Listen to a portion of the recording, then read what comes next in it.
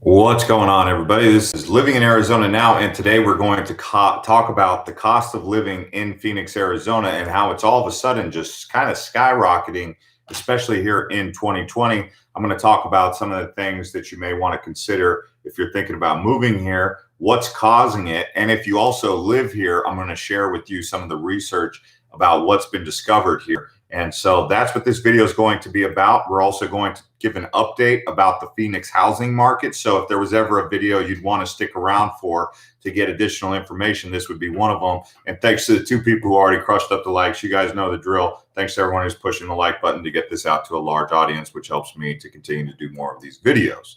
All right, so what's going on here? Why is the Phoenix cost of living really rising in a time when people are really kind of hurting financially? People are laid off. Small businesses, in particular, are in a bind, and there's no real sign of stimulus. And we just saw today that the House and Steve Mnuchin are miles apart on getting a deal done because apparently the House wants certain things that the Republicans don't want to give. So they're miles apart and people are hurting. And at the same time, in Phoenix, cost of living is going up. Now, there are some perks that are available to those who are seeking them, like low interest rates.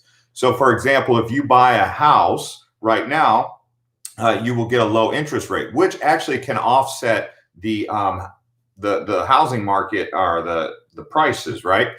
And so let me explain here. Previously, it might have been said that it was more affordable to rent a house than buy a house. Now, why would that be? Well, if you buy a house, you've got to maintain it. You've got to fix the air conditioner when it goes out. You've got to build the pool. You've got to maintain the pool. When you're renting, someone else does that for you because it's already fixed into the price. Also, if you throw in the HOAs, the good old homeowner associations that we have everywhere across Phoenix and all across Arizona, it's kind of a drag. I do see some comments. Should I buy a house sooner or later in Tempe or Mesa, says Cosmic Comrade. I am going to get around to all your guys' questions. So stick around till about the 10-minute mark, and I will start fielding a bunch of questions and answer that particular question. Now, I'm not giving professional advice here, but I'm going to do my best to help enlighten you on what the research has uncovered. Now, another thing that's happening is there's such a demand to move to Phoenix right now. And as there's a demand to move to Phoenix, as people are fleeing places where it's really expensive, San Francisco, New York City, back east, they're trying to get away from the high payments, especially in this crunch, and they're trying to get out of those cities, and they're trying to go to places like Austin, Texas, San Antonio, and Phoenix. And as that's happening, they can't build them fast enough out here. I mean, I was driving down the road just today, and there was about 10 homes just under construction, and there's still not enough homes to accommodate all the people and the demand that's coming here. And what's happening is people are listing their homes, and they're asking about 10 to 20% more than what they would normally be able to ask. So if a house should be selling for maybe $355, it's probably selling on the market around about $400,000 in some cases.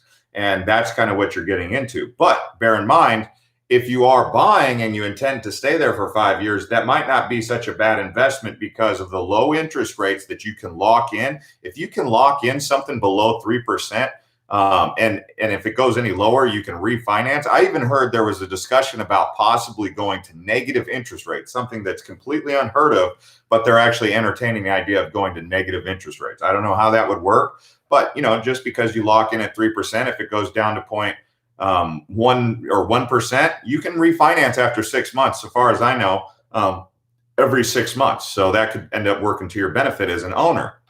Now, if you're a renter, and there's a demand for people to stay, your prices of rent are going to go up, and people are asking for top dollar in rentals. And I've witnessed about a 10 to 20% rise in rental costs to move into places here just in the last 6 months. So keep that in mind if you're trying to decide if you should buy or rent. If you can get a really good deal with a really good interest rate and you believe that that's a good area for you, you may just consider jumping in and buying a home, even because it might end up ultimately being more affordable for you.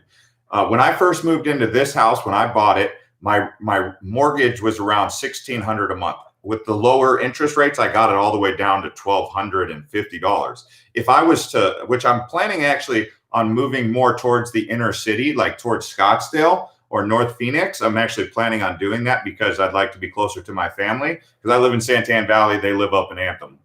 We're miles apart. It's like a real far away, but I'm looking for rentals and I'm like, man, it's like $200 to $300 cheaper per month for me to just stay in this house and own it. And I'm sitting there thinking, I'm like, yeah, but I got to pay an HOA, this and that. So there are variables. Now, where did this study come about that said that Phoenix is actually one of the most expensive places in America to live? How did this come about? Wait until you hear why this came about. Thanks to the 24 people who crushed up the like button. I appreciate you all who participate and give me that kind of love. I do see your comments, and I will be answering those comments and questions here soon. I'm going to do my best to get to all of you guys. So what is it that's causing the prices to be so, or to get us that title of being one of the most expensive? Well, the demand, supply and demand, that's a big thing, but also the driving costs. So when you're moving here, if you're going to work somewhere, take into consideration how much you're going to have to pay every single month or week in gas prices. That is a big kicker. So in places like DC, you might live in a suburb and then only drive for about 10 miles or something like that to your work. Okay, so your gas prices are going to be pretty nominal. Well, out here in Phoenix, it's so spread out. If you're living in Maricopa and you're working down in, say, I don't know, North Scottsdale, just imagine how much money you'd be paying in gas. So that's one of the things to also keep in mind, because everyone's like, oh, Jeff, I'm thinking about moving to Maricopa because the houses are way cheaper. Or Jeff, I'm thinking about moving to Florence because the houses are way cheaper. I'll tell you what, if you've got to drive a long way for that, you're probably going to end up just washing it out, because it's going to, with the amount of gas that you would have to pay if you have to drive far, you'd be surprised. Then you factor in the fact that Arizona has very high registration costs to pay for all these freeways and whatnot, and then higher than normal insurance. I've heard many people say, hey, what insurance company do you use? I just got a quote from such and such insurance company, and it was way higher than it was in my old state. Which one do you use out here? And I'm like, well, actually, out here in Arizona, insurance is going to cost a little bit more than likely than where you're coming from. So registration expensive, insurance expensive, just driving. So that's one way to keep the cost of living down if you can manage that situation. But people are getting caught into these like, oh, I'll move to Florence, or I'll move to Maricopa or Buckeye. And then they're driving all this way, and then they've still got a gas guzzler, a truck or something that gets 18 miles highway. And they're just really like, I can't believe this has happened. Now, there's one more caveat that you guys are going to need to know about, thanks to the 40 people who crushed up the like button for me.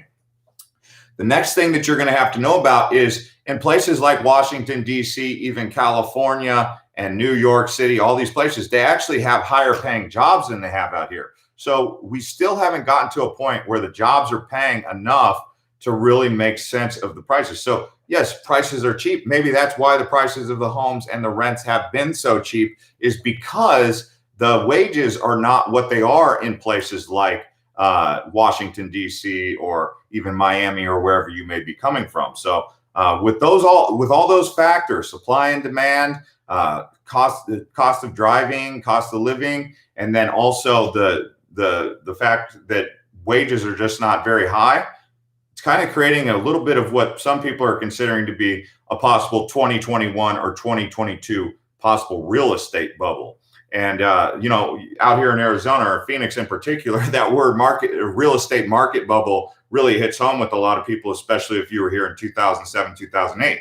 Homes lost, some of them might have been sitting at $300,000 for a house. They watched their home value go all the way down to $150,000 to $180,000 in the span of a year. So they know that when the market tanks, if it does happen, it can happen really quickly. Now, and especially if the government is kind of just really at odds and they're not really able to come through for you, you would be stuck in that situation. And if there's no real jobs, that creates the perfect storm for a real big problem. So something's going to have to change here really quickly in order for people to find peace of mind and stability here in Phoenix in particular, to avoid another market crash. I'm not saying we're headed to a market crash, but we're getting to really high levels of inflation.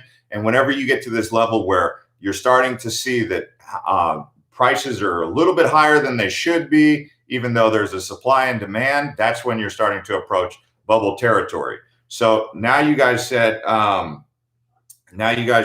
you guys wanted to ask some questions. So I'm going to field some questions as I continue to give out more information on this subject.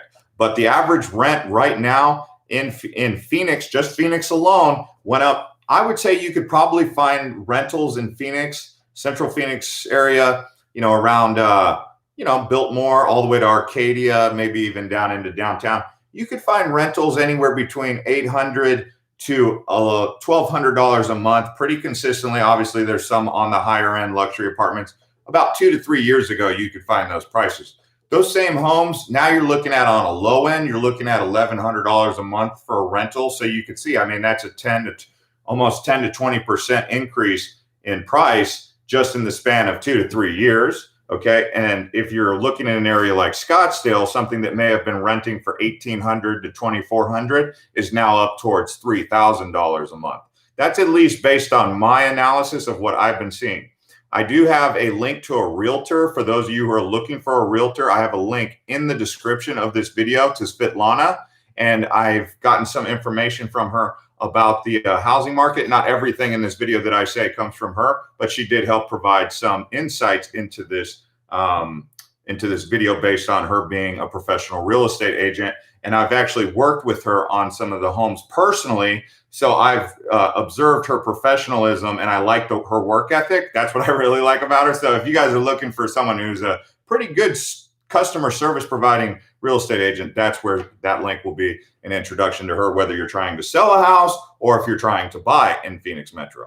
Now, the next thing about the home prices, I already talked about that earlier in the video, where we are seeing probably about people asking 10 to 20% more than they probably should be for their home. And who can blame them? Because people sometimes, you buy a house, you put $100,000 into the backyard after you build the pool, the patio, and the barbecue and all that. The next thing you know, you're like, wow, I gotta make up for that, right? So that's why they're asking for these prices. And some people are willing to pay it, because you get these people from California who just sold their house for $840,000. They're moving to Phoenix and they're still getting good prices. But again, housing costs might be a little bit lower than California, DC, or wherever you may be coming from, New York. But be careful, because where you're going to find that extra cost is in the driving.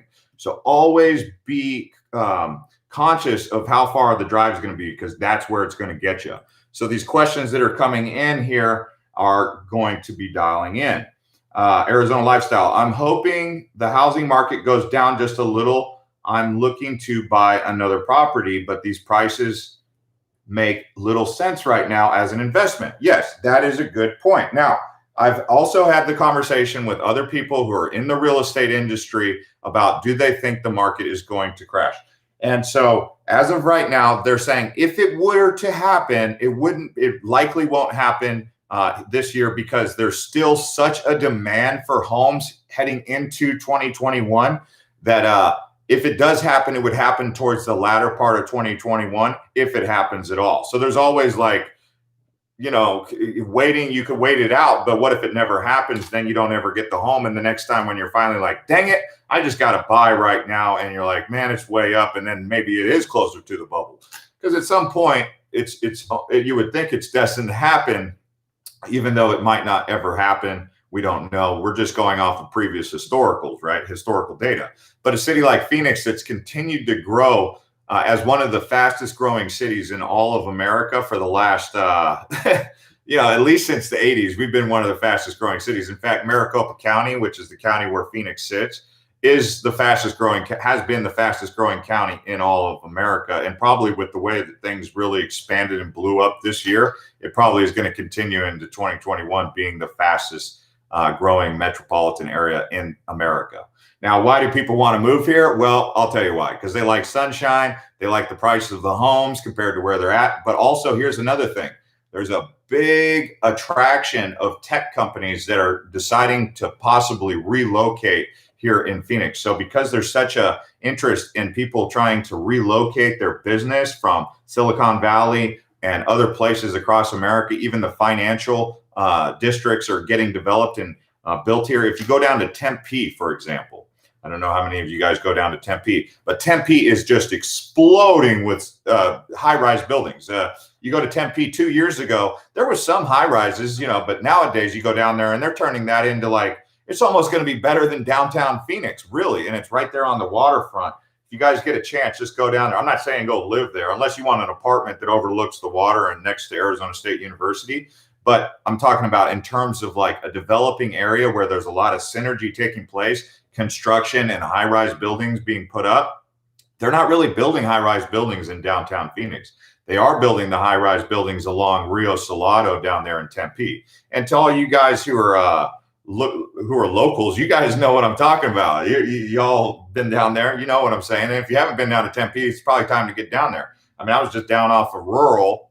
Rural turns into Scottsdale Road once you cross the river, right? Just up past the, I think it's the 202 right there. So that's the big thing. Now, Rick Travis says, paid off mortgage is the key to early retirement. The more you pay for home, the more years you have to be a wage slave.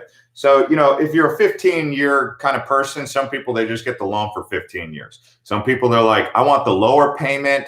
But here's the thing. You're getting a low payment, right? With the low interest rate. So, I mean, it just because typically if you got a lower interest rate if you did a 15-year loan. Nowadays, the interest rates are getting so low, and if they continue to go down, it's just going to continue to make more sense to buy and own.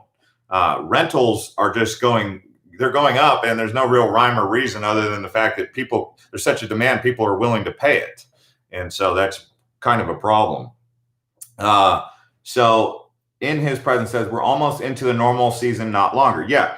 The hot season, if you guys want to know just how hot it was, and it's still here into October, it's 104 tomorrow and 104 on Friday, and it was about 103 today. And the sun is still just as hot as you would ever imagine it to be out here. And there's no real sign of cooling down, unfortunately. Thank you to the 64 people who crushed up the likes. Let's see here. Ian says, can't wait to move to Phoenix in February. ETS can't come fast enough. Yeah. Hopefully, I don't know where this economy is going. I mean, I watched that debate last night, and I said, the first thing I said after it was done, I said, wow, that was a headache. I was like, that was a headache. And I opened up Facebook, and one of my other buddies from the Navy, he said, I need some Advil after that. I think everyone thought that debate last night was a headache. And I don't know who won that, but I'm just like, whatever that was, that did not look good. If I'm China and I'm looking at that, I'm like licking my chops. I'm like, these guys are going downhill. In fact, the first thing I thought, which maybe some people might not agree with, was we gotta move on from these baby boomers. Like, we got to go for a little bit younger demographic for president. Personally, I know you can't really, that's age discrimination. I'm not trying to do age discrimination, but that was what I was saying. I was like, these people are a little bit too old. Because they're so old, they're out of touch. And one of the things that I've said quite often about that subject, by the way, these baby boomers have done great things for this country in terms of what they've built and what they've created. I mean, look at the 90s in America. I mean, that was a good time to be a businessman. It was a boom town, right? But being that they're in their 70s, put some of them, getting into retirement. It's called retirement. It's the golden years. Go enjoy them. Turn over the keys to the car. Turn over the keys to the kingdom to the next generation. And I would say people in their 50s to the 60s on the high end is about where I would like to see a president for the next election. Someone with a proven track record, not just politics, something like that. That's what I was thinking out loud. Maybe you guys agree, maybe you don't. I'm not trying to even interject politics. That's just saying what I think would make the most reasonable sense for 2024, so we can avoid some of this chaos that we're really in, where we just, on the global stage, Australians look at us, Europeans look at us, and they're like, man, Americans are nuts. Anyway, Naomi says, if you lived in California as long as I have, knowing what you know in Arizona, you'd move here too. But some Californian bring their, okay, I'm not going to read that one too much because you're going to use that one. Darren Kroc is back. Where's Darren Kroc? I don't see Darren Kroc in here. Sunshine gets really old, said no one ever, said Scott Glick. In terms of the sunshine that we get, the excessive amount of sunshine, it's kind of like gluttony, right? We get so much sunshine out here. and because of that, like I said on my last video, is you get sunshine guilt. When it's sunny, you're like, I don't want to be inside. I want to be out doing something. Now, obviously, when it's 105, 110, 115, it's kind of hard to get out there unless you're going to a lake or a river, which is basically all you want to do is just sit by a pool or something along those lines where you're getting wet and cooling off. But, 7 or 8 months out of the year when it's really nice weather, with all that sunshine, you're always going to be wanting to do something. I mean, it's sunshine guilt. You get that in like tropical places too. Sun King, Europe is turning into the Middle East. Okay. I'm not going to read that one either. Sean says, okay, so there's a lot of comments in here that I can't read out loud. You guys can read those if you want. And nothing, I mean, hey, I'm not one of those people trying to censor your free speech. It's just if I say things out loud, people will be like, hey, this place doesn't seem so friendly after all. Well, those are the people that you'll be living next to. So when you hear someone saying something, that's the people that are going to be living next to you. And I can't control what they're thinking or saying. So if you guys want to see what these people are saying, read their comments. But I'm trying to look for more friendly comments because we like to be a little bit more friendly if possible. Cody JL says, sorry, I just got here. How do you feel about Ahwatukee? Ahwatukee is a nice place. Ahwatukee's small, but it's older. Ahwatukee's roads are cracking. They've had to put tar in between the cracks, so it's a little bit older of a residential area than something like Queen Creek, Santan Valley, or Gilbert. Like I was looking at a stat yesterday that said that the FBI website had announced that Gilbert was the second safest big city in America. Now it's a suburb of about 160 to 200,000 people. But for it to be number 2 on that list by the FBI's crime statistics tells you something about Gilbert. Now, in Phoenix, it's very possible to be in one place where you're going to feel lots of stress and this isn't safe. And then you go to a place like Gilbert and you're like, oh, wow, this is a really nice place. But Gilbert's going to be a little bit more expensive. Now, if you're talking about Ahwatukee in general, Ahwatukee's kind of like it had its heyday. Now it's kind of cooling down a little bit, but it's still pretty nice. It's pretty relaxed. Steffi Chen says, Jeff, boyfriend and I are moving back to Phoenix in December. We are huge fans. Let's hang out. Oh, yeah, I've hung out with some people that I met from this channel. Maybe sometime. I don't know on this chat what you'd like to do, but I do a lot of hiking and I like to go to Sedona and there's some places up in Mogollon Rim that I want to explore. Thank you to the 83 people who crushed up the likes. Undercover Gardener says, isn't Gilbert a town? No, I would not say Gilbert is a town because it's got over 186,000. It's got a lot of people. It's a big city. I mean, it's a suburb. I don't know if it's a town. Like when I'm thinking towns, I classify a town as something, as a place with, I don't know, under 20,000 people, because once it gets above that, and I don't know the definition according to Webster Dictionary, someone could tell me what the definition of a town is, that'd be cool. But I would say once it goes above about 20,000 people, I don't know if it's so much a town anymore, but it could be as high as 50,000. But calling Gilbert a town, no. With the amount of traffic and the amount of amenities they have there, I would say it's a city. But what do I know? Sun King, it boomed like Queen Creek in Chandler Heights. Yeah, it did. Is Gilbert officially a town? Are they calling it a town? That's funny. So by definition, a town with can be hundreds of thousands of people. That's cool. Gilbert calls itself the town of Gilbert. Population is irrelevant. Okay, so what's the difference between a town and a city? Now you guys got my attention. I'm gonna have to figure this one out. Town definition. Let's see, what's the definition of town? I'm learning something here. Thanks, guys. An urban area that has a name, defined boundaries, and local governments, and that is generally larger than a village and smaller than a city. Okay. Oh, man. A town is a populated area with fixed boundaries, a local government. A city is a large or important town. Okay, cool. So the town of Gilbert. There you go. Thank you guys for that information. Mo Better, cool name like that, says, hey, Jeff, love your points of view. Can't wait to get back to Arizona from Michigan. Yeah, I'm seeing a lot of people who, this is really becoming kind of common, where people left Arizona and they're like, I'm coming back home and I cannot wait to get back home. There's a lot of people who are really excited about moving back to Arizona. So that tells you something for those of you who are are kind of outside the state and maybe in places like Michigan or back east, and people who left want to come back because they miss it. I don't know why. Everybody's going to have a different reason. Sun King says Chino Valley is booming too. Prescott Valley and Dewey too. There's a great point. If you guys are now, but here's the thing: Prescott Valley, Chino Valley is probably cheaper than Prescott, and Prescott Valley is probably cheaper than Prescott. But Prescott's kind of expensive. But that whole area, the Prescott Valley area, all around that whole side of town, probably west of Mingus Mountain, it's got a lot of room to grow. I mean, back in 2007, 2008, they were planning a big freeway system around Prescott, and they had to scrap it when the economy went south. But they had big plans. You knew Prescott was going someplace, and it just kind of stalled out. But at some point, Prescott, I think I've always compared it to Denver personally, especially Prescott Valley, because Denver is like right up next to the Rockies. Well, right there in Prescott, they've got some forest right there, but as you go into Prescott Valley, there's no trees. It's just flat kind of grassland, like they have, like a plain. But that whole area is that's going to be a bunch of houses and stuff. So I always look at Prescott as the next Denver. So we'll see. Covert Revelation says Prescott is a nice getaway, nice for a second home. Yeah, it is nice. Linda says too much traffic in Chandler, Tempe, Gilbert. Zoning and planning boards are not the best and should be easier since we have so much land to expand, but plans have to be done 15 to 20 years in advance. Yeah, that's true.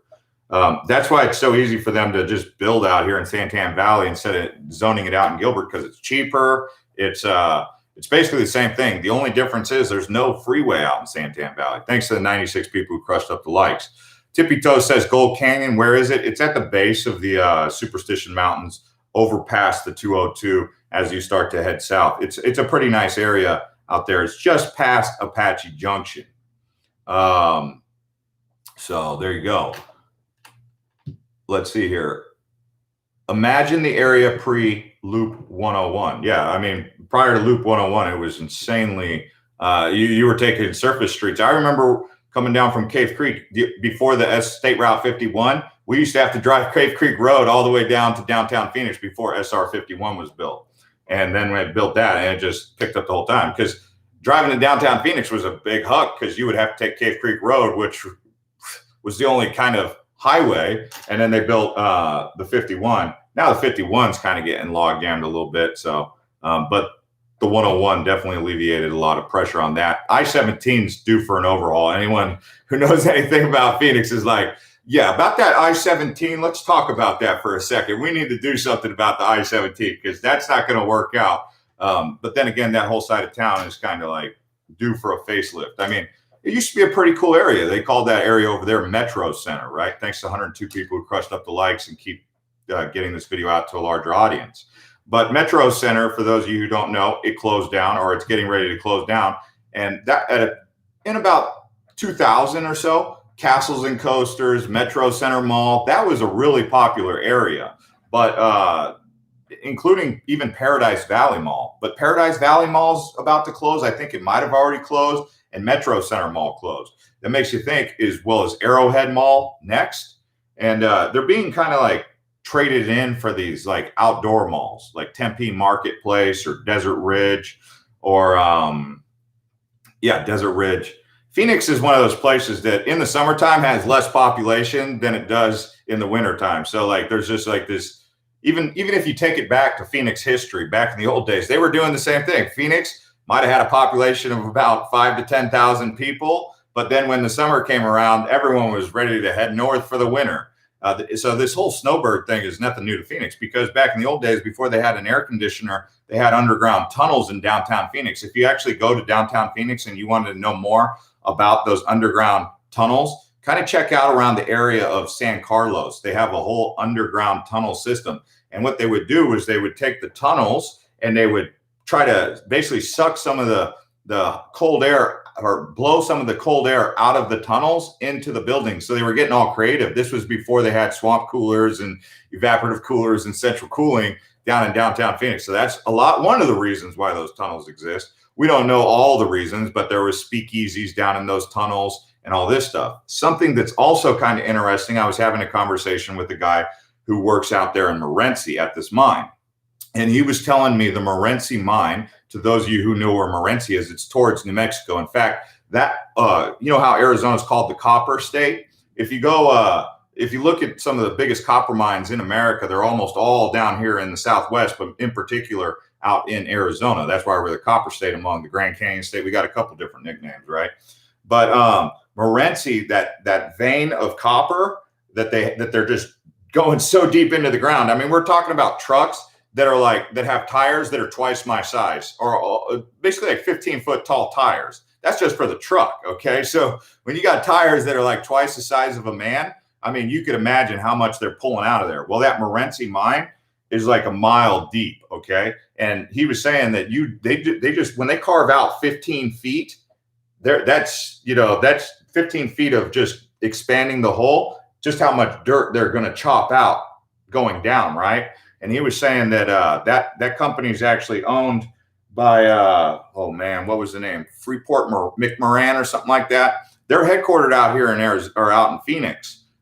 Freeport McMoran, is that what they're called? Someone want to help me with that? But he was saying that that vein extends all the way out to Silver City in New Mexico. And so that whole area out there, I mean, it's just a big boom town with mining. And it's one of the biggest in the world, really, that mine out in Morenci. So if you get a chance, head out there and check out Morenci for that mine, because they've actually got one on each side. And they're pulling so much copper out of it, they just can't get enough of it. And then we started talking about fracking and how America became basically the largest producer of oil in the world, because in the 90s, we were not the largest producer of oil in the world. It was the Middle East, right? And oil, when you become an oil baron or someone who controls the oil, there's a lot of money in oil, as long as everyone's going to the gas pumps to power their cars. Until Tesla takes over, then it's going to be like something like lithium is going to be the big ticket in town. But we'll see about that.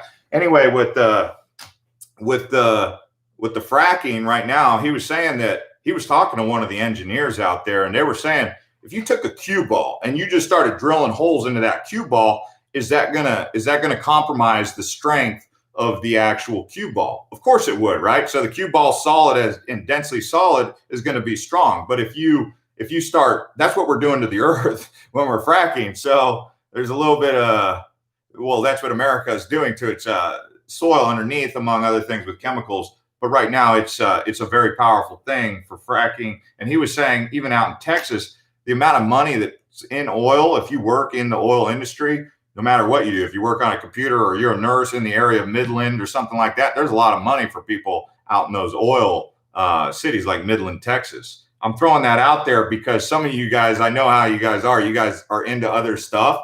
And that's where I kind of get the tunnels idea. But here's where it kind of came about. We were basically like, well, what are they going to do with it when they're done mining it?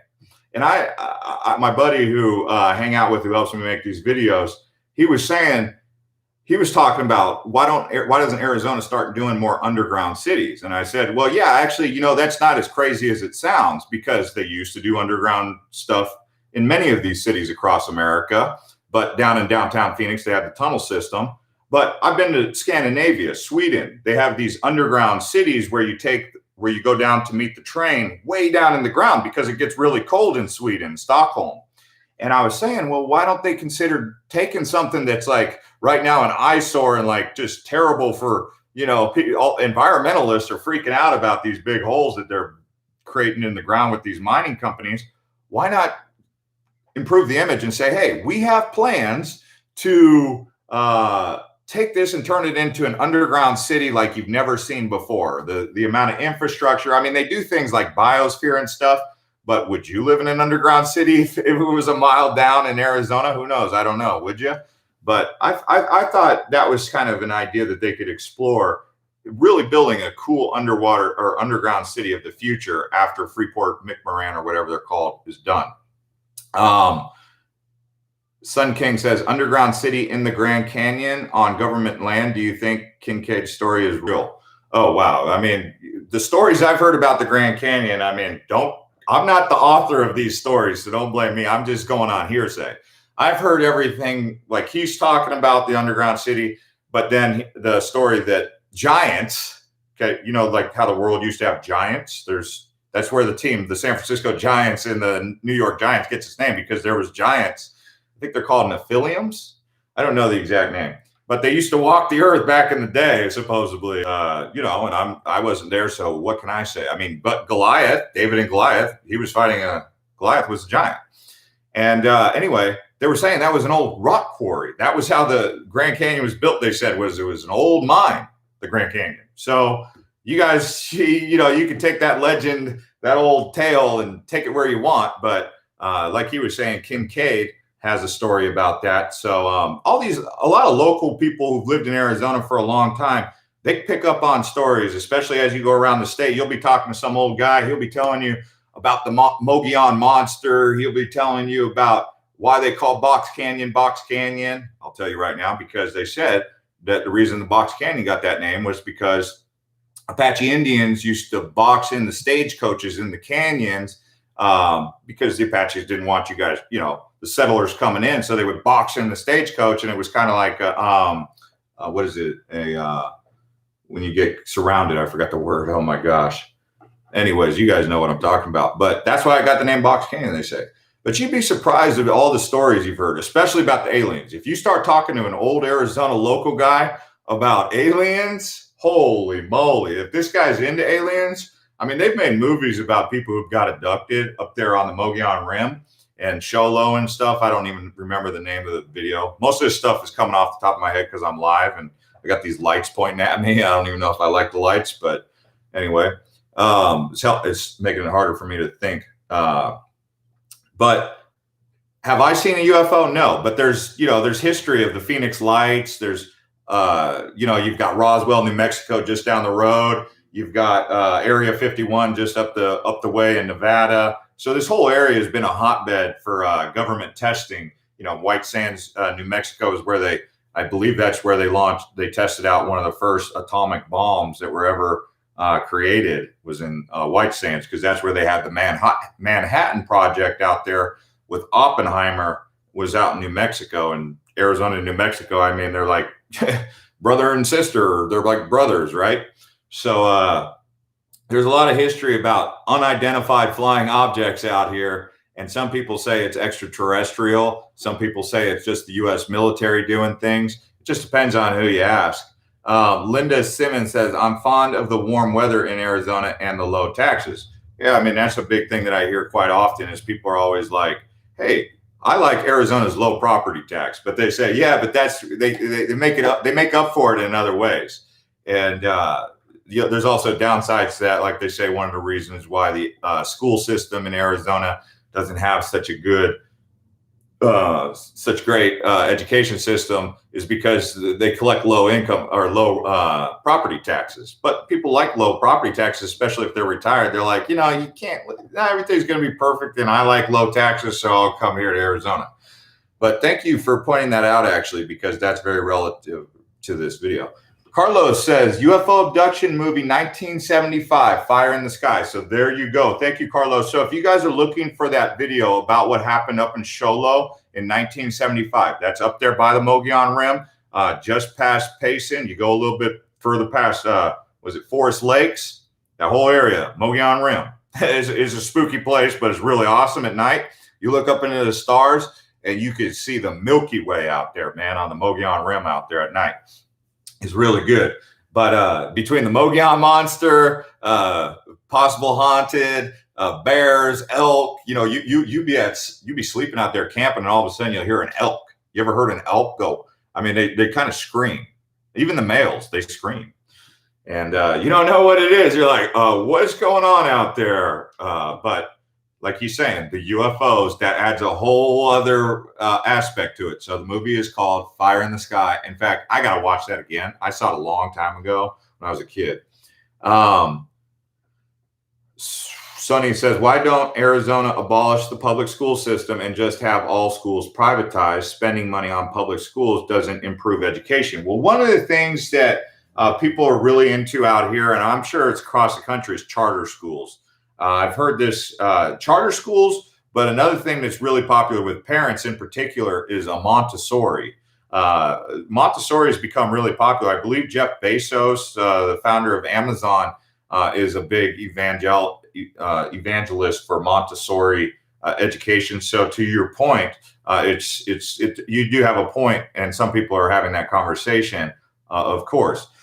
Mo Better says Superstition Mountain stories. Oh man, yeah, you want to get into some Superstition Mountain stories. I mean, and I'm telling you guys this because some of you guys really get into this history stuff like me. And so I know you guys are out there because I see you guys commenting, and you guys like the stuff that we're talking about here.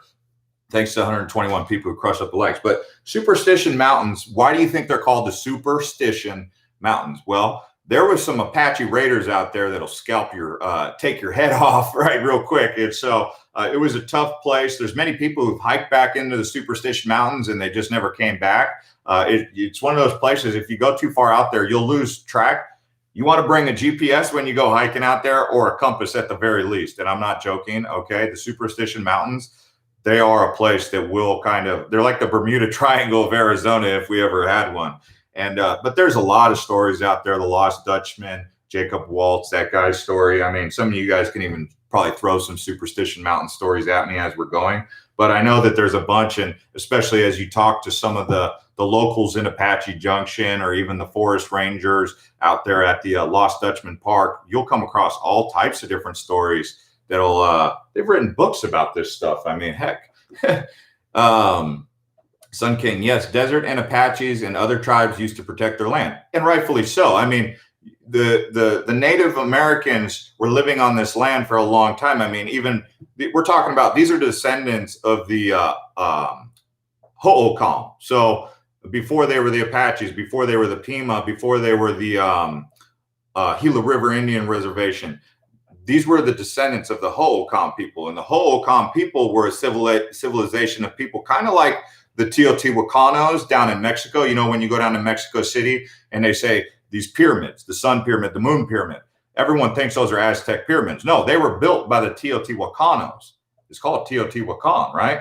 Not Tenochtitlan, which is where Mexico City is, but those were a people that lived on this earth somewhere around like 1000 AD. Don't quote me on that. But at that same time frame, there was Native indigenous peoples living up here in Phoenix who were doing very advanced things. There's, even if you go out to Casa Grande, the actual mud hut, the actual Casa Grande, the big house, there's things in there where during the winter solstice, it lines just up with the sun. One of the holes does. So they knew, they were very advanced in the sense that they knew about farming. They were big into corn, squash, beans. And so they were living here pretty much without any sort of interruption, any sort of, they would war with each other. There were a war fighting tribes. I mean, that's why they would build up on mountains, because they needed to protect themselves. But then all of a sudden these Europeans show up, and, you know, it happened, but I'm just saying that's why they were so ruthless. Okay. Because they were defending their land, just as you would too against a person who's coming from an outside place, for lack of a better word. Let's just call him an invader. Okay. And so, you know, there was a lot of different things that were taking place. So Chapman Electric says St. John's is way southeast and nothing there. St. John's. St. John's is out there by New Mexico. I mean, if you're going to go to St. John's, you might as well also start considering New Mexico, like around Gallup, and heck, you might as well even go a little bit further south and check out Silver City. And I know some of you guys have a connection with New Mexico, obviously, because it's just like Arizona, but it's not Arizona. It's a different state. And I don't talk about New Mexico, but I like New Mexico. I like everything from, man, I should probably go over there a little bit more. But, you know, they've got Chaco Canyon out there. They've got Gallup. They got Taos, Santa Fe, New Mexico, which is a really beautiful place. Albuquerque. People don't typically like Albuquerque, but they like Santa Fe. Santa Fe always gets a big thumbs up. But if you're going to go out to St. John's, I mean, why not look at some of the cheap land out there in New Mexico if you're going to go all the way out there? That's like basically north of Springerville and Eager. So north of the White Mountains, kind of around the area of the Little Colorado River, but south of the Navajo Nation.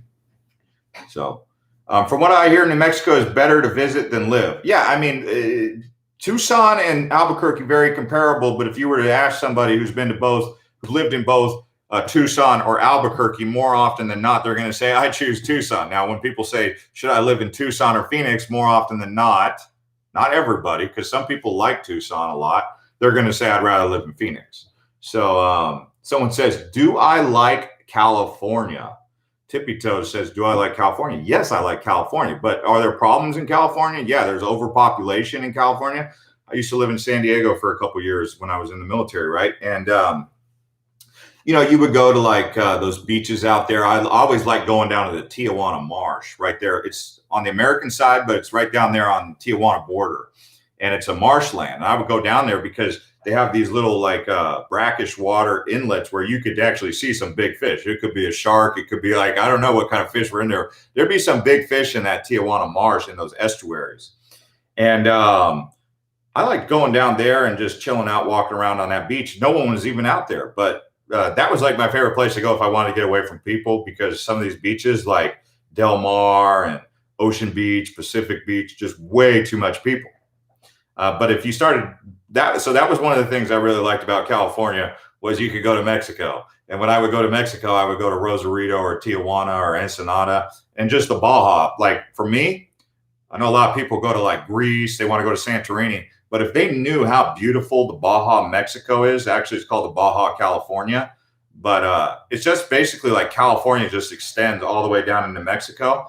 You might have heard about it from the Baja 1000 off-road race, but they got ocean on both sides, okay? And if you go all the way down to Todos Santos and then you cross over to La Paz or you go down to Cabo San Lucas, that area is some of the most, to me, that's some of the most beautiful place on planet Earth. And people go all the way to Santorini. It's like the same terrain you get in the Greek islands, Santorini, whatnot. You get that right there in the Baja.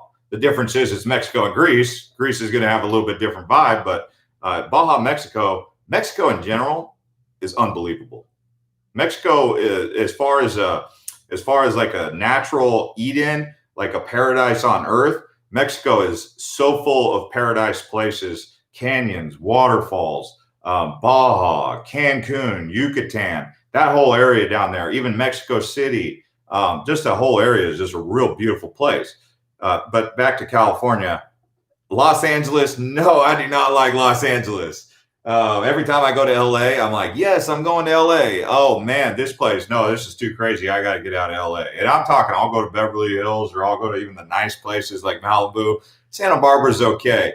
But no, I don't really care for Los Angeles at all. It used to be a real great place. It's just something about it. It's just too crazy.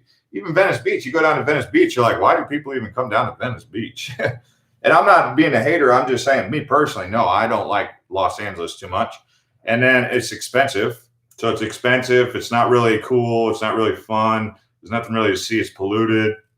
And then you go north. Central California, I like Central California on the coast. And then you go inland to the Sierra Nevadas. I like that. And then I also like NorCal, Humboldt County, all the way around there, and the Redwoods up there. That whole area is really nice. So that's my comment about California. Royal says, Jeff, is Casa Grande a good place to buy a home? Husband got a job at Lucid. Casa Grande's a pretty good place to live, but it's not the best. I mean, it's good housing prices, but it's not the best. Thanks to the 138 people who crushed up the likes, by the way.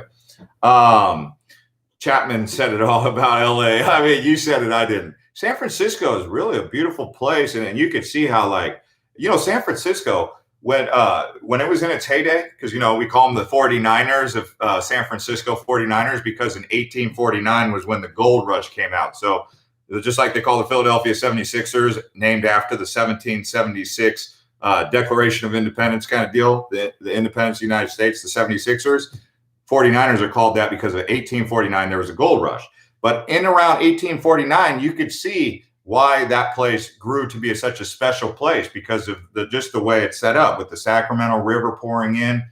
And then you've got the San Francisco Peninsula across the bay. You've got all these islands, like not just Alcatraz, but some of these other islands.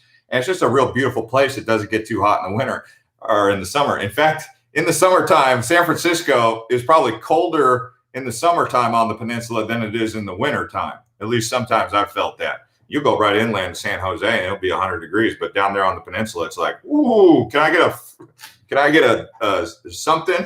Can I get a sweatshirt for this one? San Francisco gets cold, but nowadays it's way too expensive. And most people just like gave up and they started living outside. And so now you have just like really rich, and their quality of life as a rich person in San Francisco is, I guess it's okay.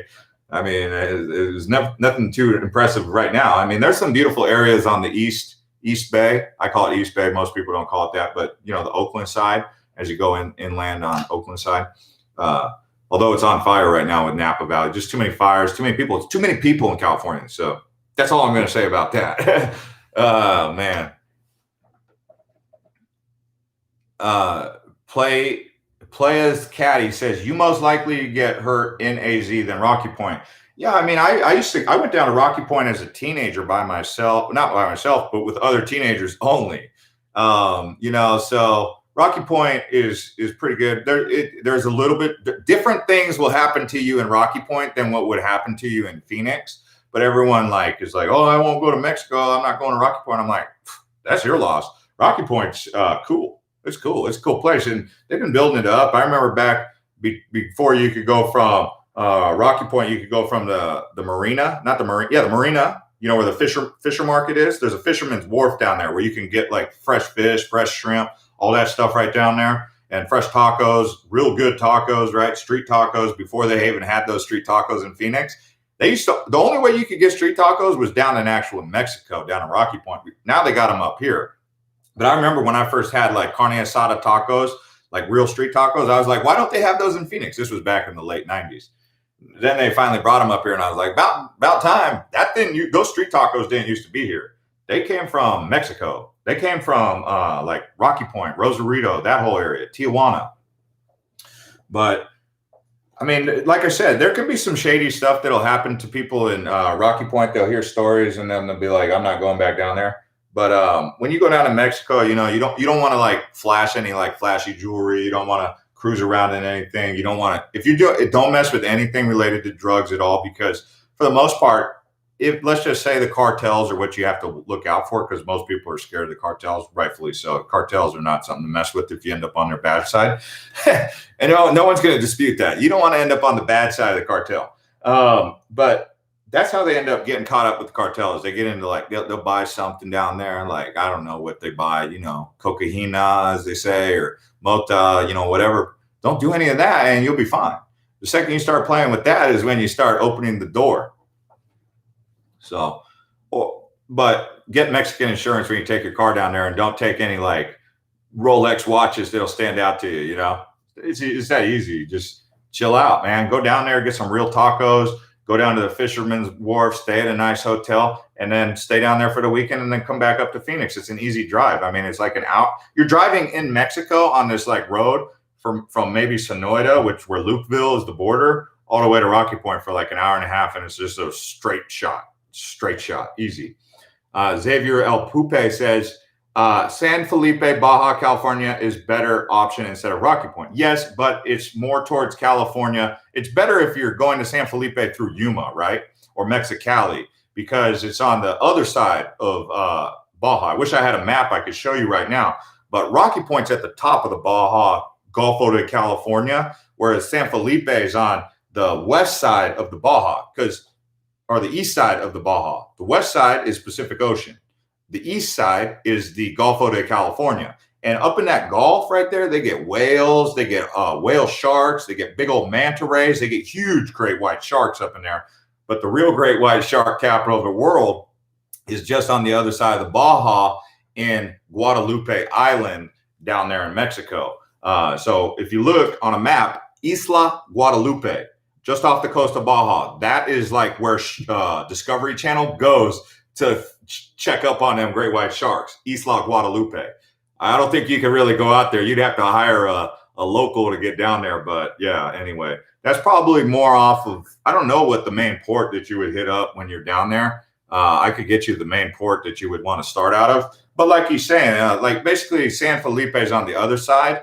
But Todos Santos is kind of like the area, probably for, because I want to go down there. I want to go down there. For those of you who follow me on my other channel, my travel channel that hasn't been getting much activity because I've been quarantined, like locked down. But you can go to Mexico. I've just found out you can go to Mexico.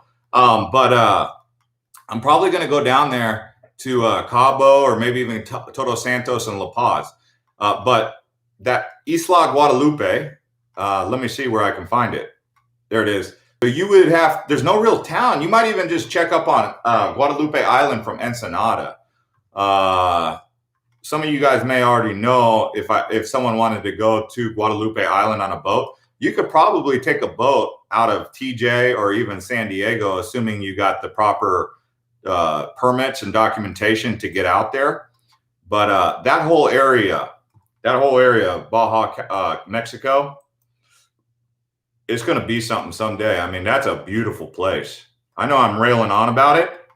If you guys go down to, I can make a whole video about this. I don't know if I should post the videos for my trip on Living in Arizona or on Island Hopper TV, but there's a place down by La Paz. It's really amazing. It's called Playa Balandra. Playa Balandra. They got dunes, the Arenas Dunes, Balandre Beach. That whole area, if you guys look it up on a map, it's up just north of La Paz. So when you go down to Cabo, you would tell them, I want to take a tour up through to La Paz. And when you're in La Paz, that's where you would check out that beautiful beach. And I'm talking like, it's like the Maldives, man. It's like a beach that's just like out of a fairy tale. For those of you who are really into that kind of stuff, because I know some of you guys like to find out about the cool stuff, because once you know about the cool stuff, you're like, man, this place ain't half bad. I'm like right there in the middle of all the cool stuff. And I don't even have to go obsess over California. Jeez. You could even get down to Cancun from Sky Harbor in 3 hours. I mean, what's 3 hours? I mean, you're in transit for 4 hours. Next thing you know, you're in Cancun. Headed down to Playa del Carmen, Cozumel, Tulum, all these places. I've been to them. I mean, I think they're great. I think it's cool.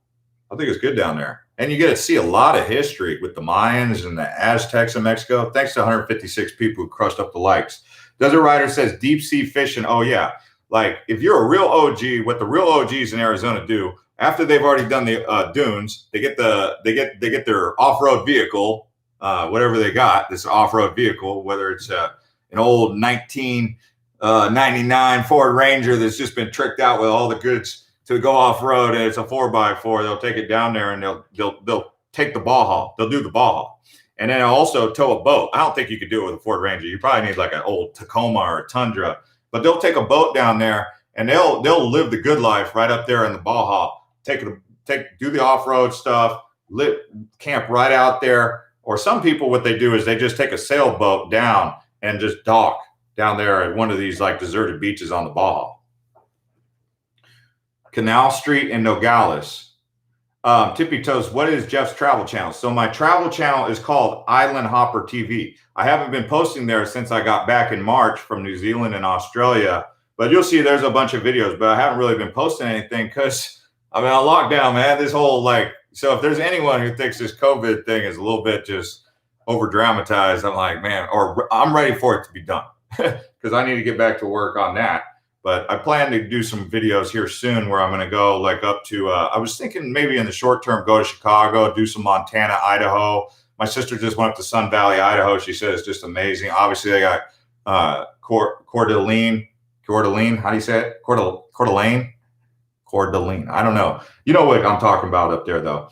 But between Bozeman, Missoula, Coeur d'Alene, Sun Valley, just real beautiful up there in that whole area. So I was thinking about doing that before it gets too cold because I can do that still.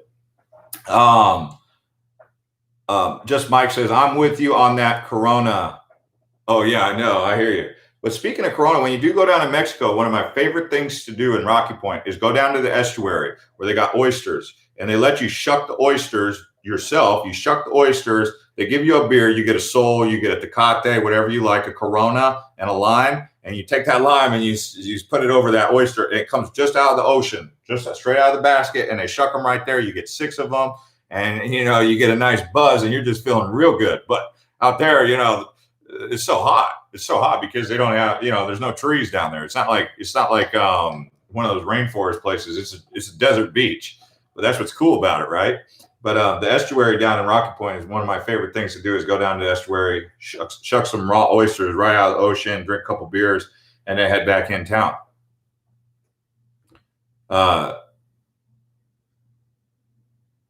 Yeah, so you guys, hopefully you guys get down to Rocky Point. Someone's talking about, is that trademarked? I have no idea. I have no idea, man. Who knows? Ian says the hiking in Arizona is amazing. It really is amazing. I mean, there's a pretty cool hike that I was checking out. Actually, there's been a couple of hikes that I'd like to start doing that are kind of like not so popular. You guys obviously saw that video on this channel where we went out to Box Canyon with the Ford Raptor. If you guys haven't seen it, you can just type in Ford Raptor on there and you'll see Box Canyon to Martinez Cabin. That was crazy out there. Okay. It's kind of like a ghost town out there at Martinez Cabin. It's deep, kind of like Superstitions. But then you go up to Mogollon Rim. They got this old area where they're building a railroad tunnel. And I was looking at it and I was like, I want to go check that out. I heard some mixed reviews on it. Some people were saying, oh, it's not worth it. Then there's one that I'm going to tell you about. You guys all know about Fossil Creek, right? So Fossil Creek's like this Edenic, like beautiful place out in just outside of Strawberry or Pine or Camp Verde, kind of depending on which way you're coming in, because there's you got to hike out there, right? You got to get a permit. But everyone's always down to do Fossil Creek. Well, if you go just up the way a little bit, there's this place called the Hanging Gardens. And it's just something like just straight out of Fern Gully. And a lot of people don't know about the Hanging Gardens. But if you go on YouTube, you'll find a couple people who did the hike and they show you. But they're all like talking about, man, that is the craziest hike I ever did. Like, it's like all terrain. You got to like hike flat. It's flat for a little bit. Then you got to like scale into the canyon. Then when you get into the canyon, the only way to get to the Hanging Gardens is you got to like have a dry pack on your back and you got to like swim through the river. And then finally you arrive at this beautiful place. Some people just give up. They're like, you know what? I'm not going to do it. But that one's called Hanging Gardens. So there you go. So just some hikes. Those are just the easy ones just off the top of my head. But I mean, there's so many damn hikes. You just when you think you did them all, you're like, whoa, there's a lot of secret places out there. There's like, you'll be walking in the middle of the desert and you'll find like old ancient Indian ruins, Apache ruins, like built into caves. And you'll even be like, I don't even know if anyone even knows about this. This is like an old Indian house. So there's stuff like that all across Arizona. And you'll come across like an old mining encampment where you'll see some dude who built like a rock house just like out in the middle of nowhere. And you'll go in there and you'll be like, what the heck is this place? They have one of those out there by Castle Hot Springs, but I don't think you can get out there. I think it's on private property. Castle Hot Springs is out there by Lake Pleasant. Melissa says, do you have any videos about specific communities with the Phoenix area, like what communities in Gilbert are popular? Heck yeah, I have tons of videos on that. I'm surprised you must not have seen this channel for very long. We have every town in Phoenix. We have a video for every town in Phoenix on this channel that we've done a tour about. Probably, I think the only one that I haven't done, which we're about to do, is going to be Glendale. But we've got one for Goodyear, Buckeye. We've got Scottsdale, like 4 for Scottsdale. We've got a few for Tempe, a few for Gilbert, a few for Queen Creek, Santan Valley. So just search this channel. I think one of the playlists is called driving tours or walking tours. I did a video for each one for walking tours and driving tours. Good question, but I'm surprised you didn't know that because I didn't make it clear enough that we have videos just like that. Ushan, thank you for the $5 super chat. I appreciate that. Moving to Tucson soon for a new job offer at Raytheon. Congratulations on getting a job at Raytheon. That's a good paying job. And your videos have been great. I'm moving from Southern California and have been looking at apartments. Yeah, so Tucson's going to be really nice. I would recommend when you move to Tucson to look at the Catalina foothills, or if you don't mind the drive, and it's not a very far drive, Oro Valley.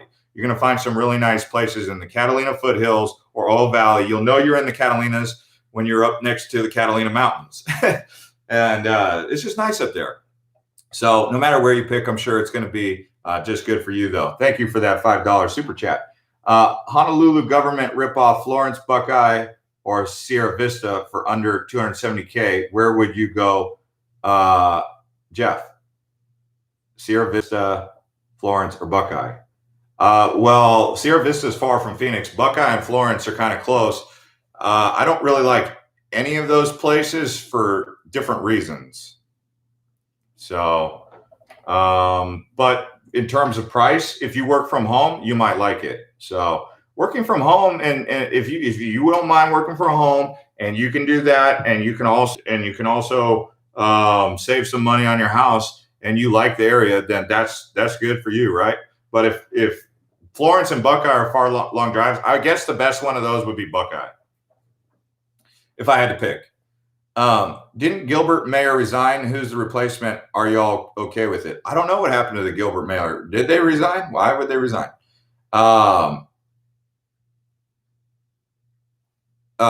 DG says, this guy doesn't seem to know a lot about Bisbee, Tombstone, and Sierra Vista, the real Arizona. Well, I mean, I didn't grow up down there. I've been there a few times to Tombstone and Sierra Vista. I mean, Fort Huachuca, and then they got Hereford. And if you go to Bisbee, we've got a video on Bisbee on this channel, and it was one of our best videos. People love Bisbee. I mean, what would you like to know about Bisbee or Tombstone? I mean, Tombstone, the old Silver City, where they said that the only thing you'd find in Tombstone is your tombstone, right? So, but those are small towns down in Southern Arizona. Southern Arizona is really beautiful. You know, they got Tubac, Patagonia, Sonoyta, all those towns. Like Southern Arizona is a very beautiful place. In fact, I would live down in Southern Arizona. As I get older, that would be a place I would look to retire, is Southern Arizona, around like Patagonia to Sonoyta, or even Tubac, like south of Green Valley, just south of Tucson, before you get to Nogales. They got Rio Rico and stuff like that. First Last says those are dead towns. Yeah, they really are kind of dead towns. But you know, this is a real Arizona because those were all mining towns, and Arizona was primarily established by the pioneers who were coming out here to mine pay dirt, gold, copper, silver. Benson is a good retirement town. It's a good, yeah. I guess Benson's okay. I mean, you can see what Mount Graham from there, and Karshner Caverns, and what's the other? It's kind of close to Chiricahuas, and what else they got over there? Madera Canyon is kind of close, but then they got Mount Wrightson. I don't know. It's okay at Benson. I don't know if I'd live in Benson, but I like the fact that it's near the San Pedro River. So, I mean, I don't know. Green Star says, where are the greener areas in Arizona? Most of the pics I come across don't have many trees, lots of bushes. There's tons of green areas out there in Arizona. Go look on the Mogollon Rim. Go look at Prescott National Forest. Even Southern Arizona's got a lot of green. Like around Patagonia's got some green. Southern Arizona's 4,000. They got plenty of places 4,000 feet elevation. The key to getting greenery in Arizona is elevation. That's the key. That's the difference between Phoenix and Greer. The only difference is it's definitely not, what is it, longitude, latitude, whatever. It's the elevation. So the question, if you want green, just say, where's all the places that are over 5,000 feet in elevation? Once you start going above 6,000 feet in elevation, you're more guaranteed to get green, but you're also more guaranteed to get cold winters. So, you know, it's one of those kind of things. Dreamport Village in Casa Grande is dead, just like Phoenix Mart in our town. Yeah, they had big plans for Dreamport Village off I-8. It was going to be a big deal. They have big plans for, like he said, that Mart place, Phoenix Mart. You go out to Casa Grande, you'll see this big place. It's like Phoenix. It's called Phoenix Mart, and you'll be like, "What the heck is that place?" And you'll be like, "What happened to that?" They started building it, and then they got 70% done, 80% done, and then they just kind of canned it. Thankfully for the investors who are doing Dreamport Village, they didn't get too far along on that one before they decided to can it. There's another one that kind of is getting canned like that. There's this there was this new age kind of like Tesla Motors competitor called Nikola Motors. And it's got caught up in all sorts of different problems, but they were building out there in Coolidge, and everyone was excited. They might even still be doing it. They had a contract with GM and all these people, and I don't even know if they're going to still build that Nikola Motors facility.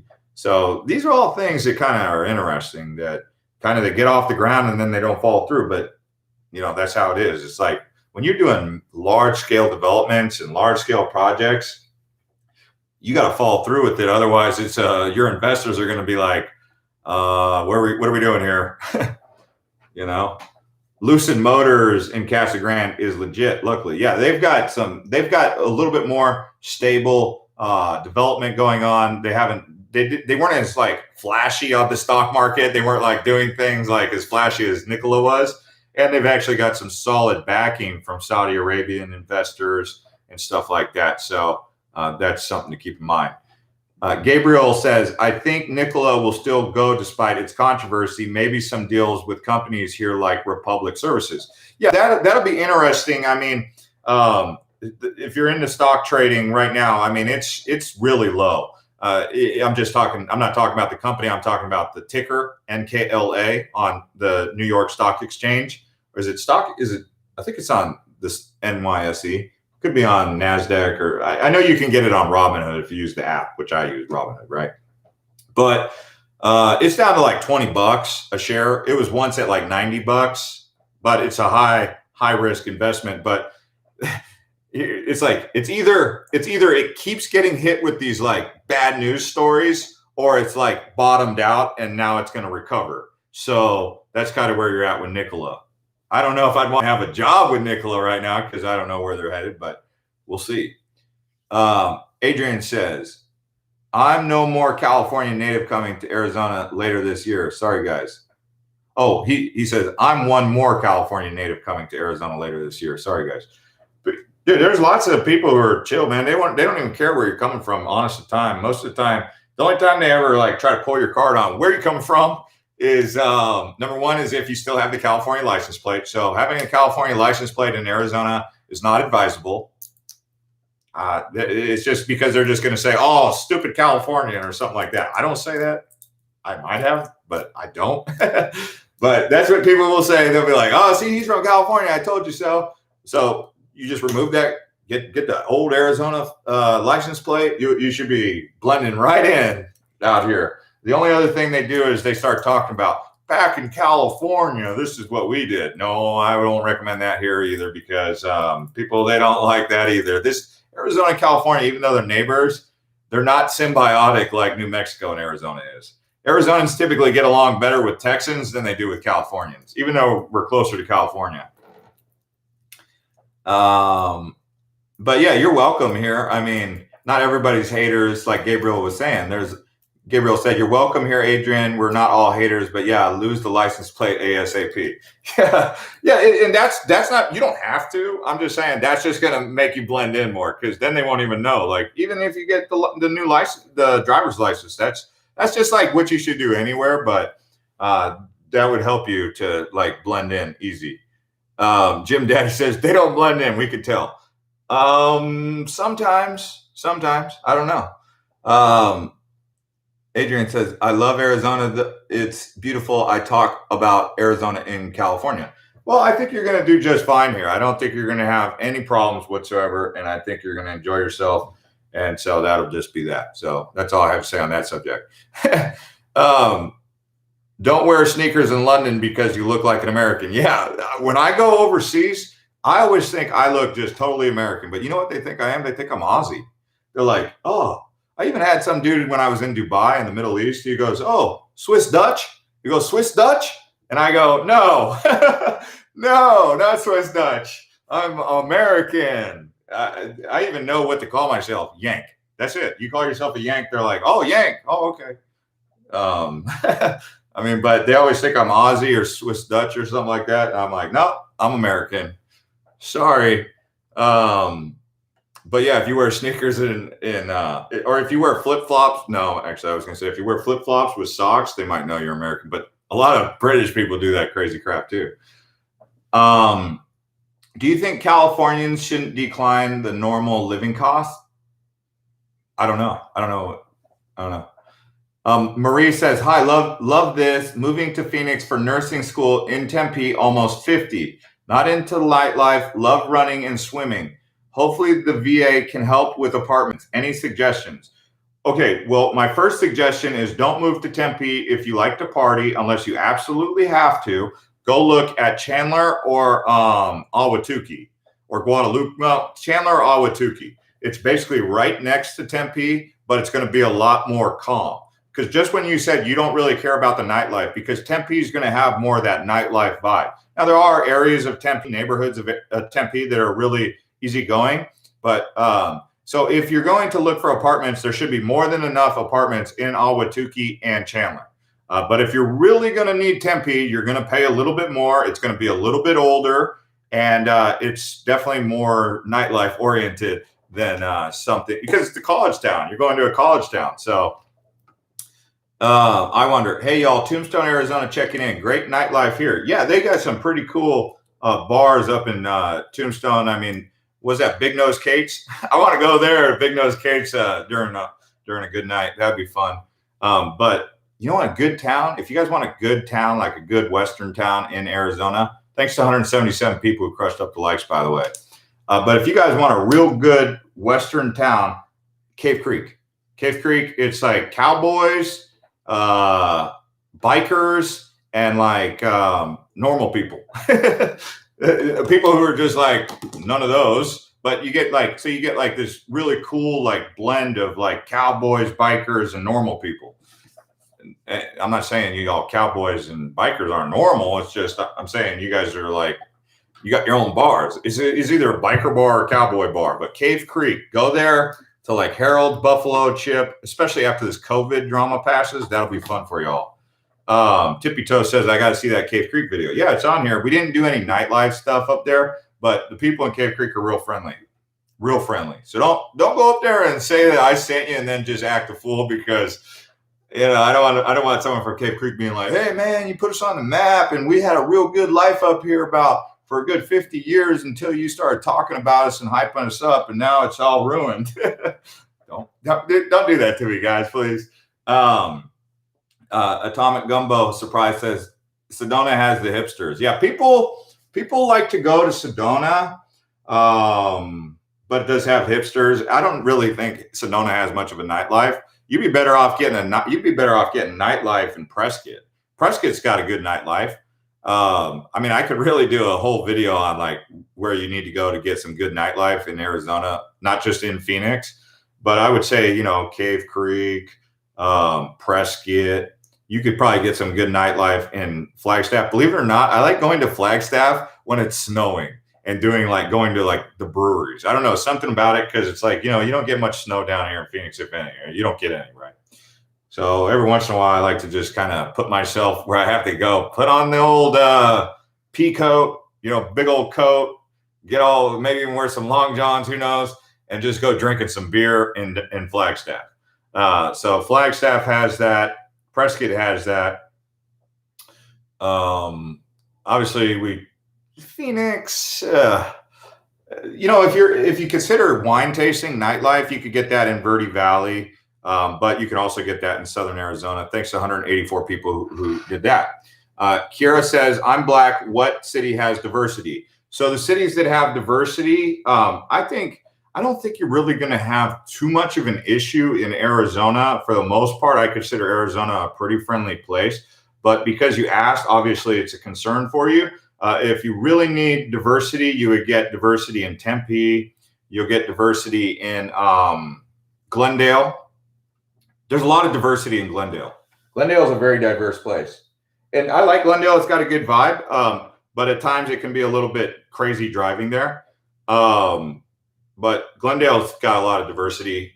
Tempe, Mesa has some pretty good diversity. I would say not the best. But, Tucson has a lot of diversity.